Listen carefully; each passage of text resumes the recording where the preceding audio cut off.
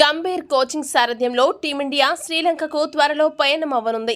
ఈ పర్యటనలో భాగంగా టీమిండియా 3 టీ20 మ్యాచ్లు 3 వన్డే మ్యాచ్లు ఆడనుంది. గంభీర్కి టీమిండియా హెడ్ కోచ్గా ఇదే తొలి సిరీస్ కావడంతో అతడు ఎలాంటి మార్పులు జట్టులో చేస్తాడు, జట్టుని ఎలా నడిపిస్తాడు అనేది ఆసక్తికరంగా మారింది. మరోవైపు తన మార్క్ని టీమిండియాపై చూపించాలని, అలాగే సిరీస్ గెలిచి గెలుపుతో తన ప్రస్థానాన్ని ప్రారంభించాలని గంభీర్ కూడా అందుకు తగ్గ ప్రణాళికలు రచిస్తున్నాడు. ఇదిలా ఉంటే శ్రీలంక పర్యటనకు ముందు టీమిండియాకు బిగ్ షాక్ తగిలింది. వివరాల్లోకి వెళితే ఇప్పటికే రోహిత్ శర్మ, కోహ్లీ, బుమ్రా విశ్రాంతి పేరుతో వన్డే సిరీస్కు దూరంగా ఉన్న సంగతి తెలిసిందే. ఛాంపియన్స్ ట్రోఫీ దగ్గర పడుతున్న తరుణంలో సరైన ఆటగాళ్లతో జట్టుని తయారు చేయాల్సిన బాధ్యత గంభీర్పై ఉంది. ఇటువంటి నేపథ్యంలో ఇప్పటికే 3 సీనియర్లు దూరంగా ఉన్న ఈ సిరీస్కి మరో సీనియర్ ఆటగాడు కూడా దూరంగా ఉండబోతున్నాడు.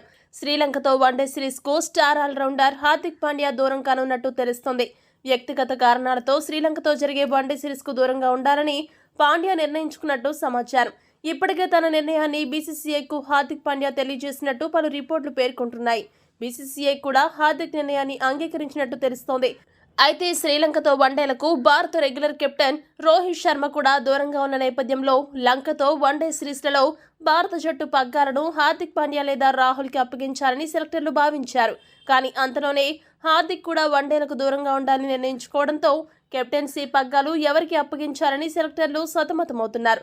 దీంతో ఈ వన్డే సిరీస్లో భారత జట్టు సారథిగా స్టార్ బ్యాటర్ కేఎల్ రాహుల్ను నియమించాలని బీసీసీఐ సెలెక్టర్లు భావిస్తున్నట్టు వార్తలు వినిపిస్తున్నాయి. దాదాపు సీనియర్లు దూరంగా ఉంటున్న ఈ వన్డే సిరీస్కు గంభీర్ ఎటువంటి ఆటగాళ్లను జట్టులోకి తీసుకోబోతున్నాడు, ఎవరికి అవకాశాలు దక్కనున్నాయి, ఈ సవాళ్లను గంభీర్ ఎలా అధిగమిస్తాడనేది ఇప్పుడు ఆసక్తికరంగా మారింది.